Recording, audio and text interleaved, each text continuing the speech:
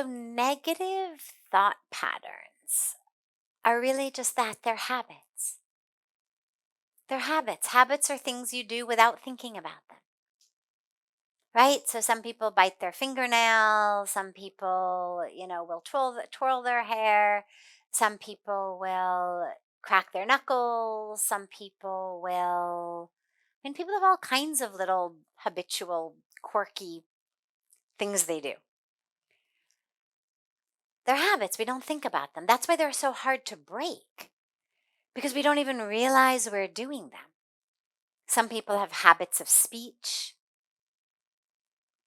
When I was growing up and I was a teenager, we used to say like all the time. I'm like so hot. It's like, my God, it's like the middle of summer and I'm like sweating here and I can't even like believe that it's so like hot. It was a habit of being a teenager in America at that time. And it's just sort of how we all talked. And my parents used to make fun of me. Very light, joking way. They didn't do it in a cruel way, but just to bring awareness to it. So I would say things like, could we like have not like that for dinner, but like this? And mom would say, like maybe, like I don't know, like and just, to make me realize what I was doing. And I didn't even realize. But slowly, as I got older, you start to pay attention and you start to free yourselves of those sorts of habits. But habits by nature are things we do without thinking about them. So negative thinking is just that. It's a habit. We don't say, okay, now I want to have a negative thought. What should it be? Well, I'm ugly. That could be one. I'm stupid. That could be one. I'm a failure. That's a good one. Let's go with failure. I did ugly yesterday. It doesn't have much sting. Failure has some sting. Let's go with failure. We don't think about it like that. It just, they're habits. They're habits in the mind. We speak in India about sanskaras, right? They're grooves. Scientifically, we speak about neural patterning, neural networks.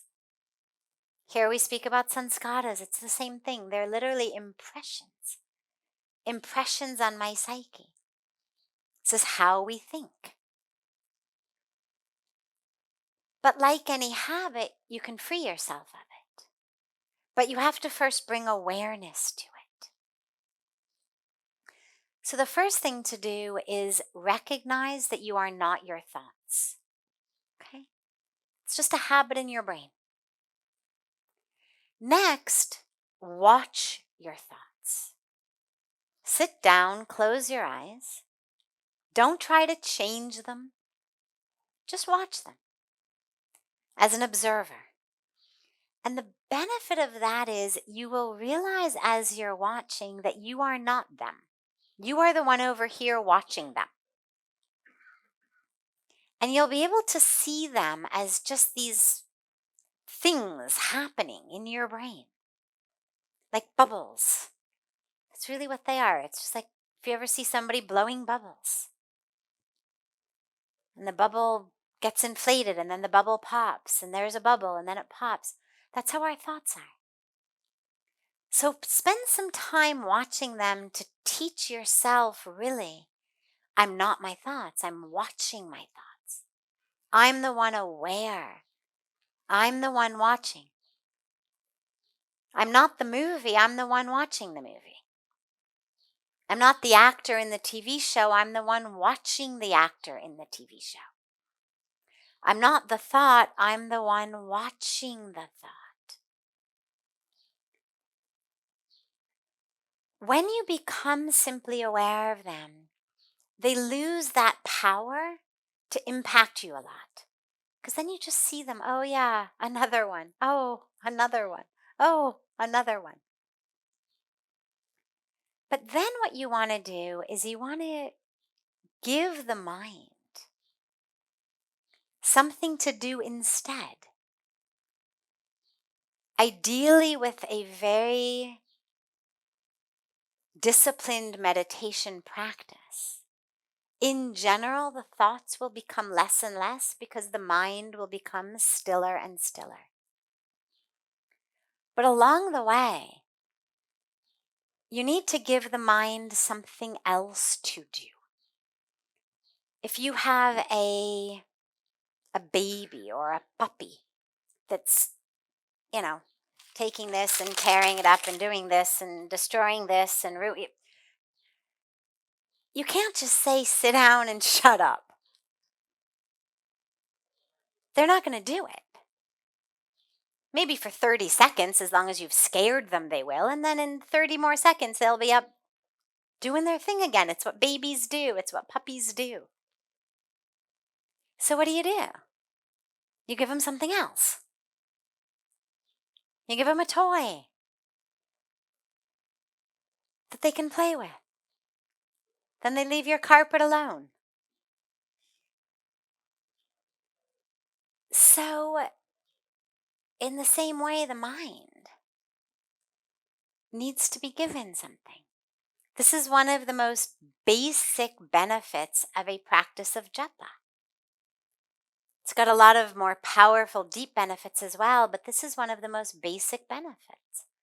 It gives the mind something to do.